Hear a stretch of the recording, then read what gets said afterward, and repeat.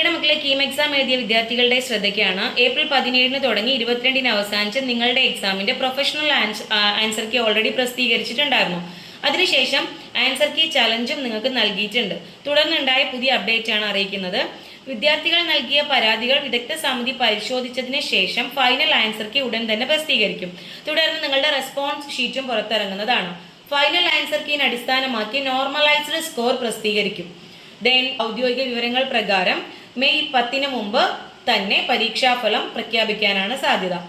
Then യോഗ്യത നേടിയ വിദ്യാർത്ഥികൾ അവരുടെ +2 മാർക്ക് ലിസ്റ്റ് ഓൺലൈനായിട്ട് സമർപ്പിക്കണം. പക്ഷേ സ്റ്റേറ്റ് സിലബസിലെ +2കാരുടെ റിസൾട്ട് മെയ് 25 വരാം. അപ്പൊ ഈ ഒരു ഓൺലൈനായിട്ട് നിങ്ങളുടെ മാർക്ക് ലിസ്റ്റ് സമർപ്പിക്കേണ്ട ഡേറ്റിന് എന്തായാലും +2 റിസൾട്ട് വന്നതിന് ശേഷമായിരിക്കും.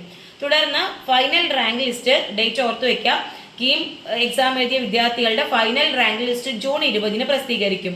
അതിന് പിന്നാലെ അലോട്ട്മെന്റ് നടപടികൾ സ്വീകരിക്കുന്നതാണ്. അപ്പൊ കീം എക്സാം എഴുതിയ എല്ലാ വിദ്യാർത്ഥികളും ഇത്രയും കാര്യങ്ങളൊന്ന് ഓർമ്മയിൽ വെക്കാം. Okay, thank